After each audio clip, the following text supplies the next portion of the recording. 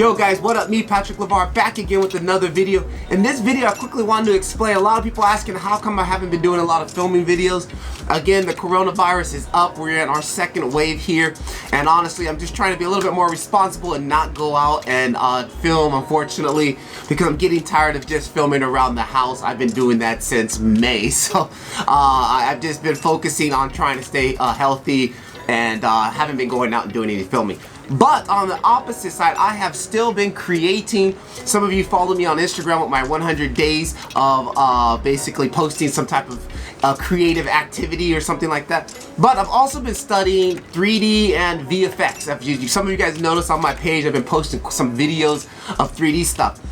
Well, I actually started another YouTube page called One Polygon with Me.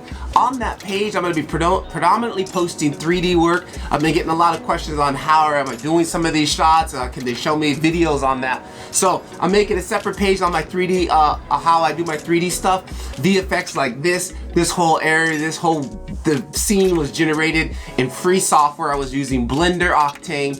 I was also using DaVinci Resolve 17, and I was also using Nuke NC, which is a compositor.